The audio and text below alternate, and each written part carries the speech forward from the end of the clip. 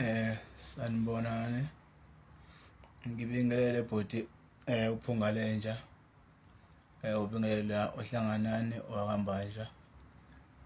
Ngaphandle nje kokuchitha isikhathi sakho bhuti, ngithi nje angivele ukuthi lo muntu omfunayo imina mfowethu. Manje ngiyabona ukuthi sowuzongithola ngendlela ongifuna ngayo.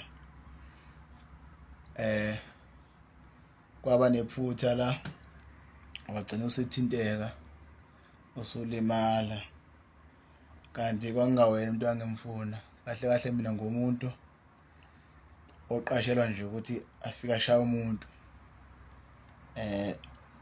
bese adlule kanjalo. So ngabona sengikushayile ukuthi no, akusiwena lo. Kahle kahle ngangifuna uKing Cash, ngangiqashele nje ukuba ngiyolimaza uKing Cash, kwavele watholakala wena-ke bhuti. Hhayi, wena walimalela ubala.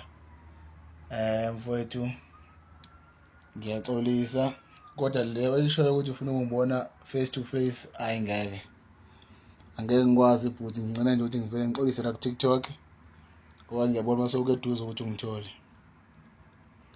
Ngicela nje bhuti ukuthi ungixolele, ngangingaqondile wena, wangiqashele nje omunye umuntu. So-ke ngumuntu oqashwayo nje ukuthi aqondise isigwebo kulowo muntu loyo. So kwakuKing Cash into engangimfuna.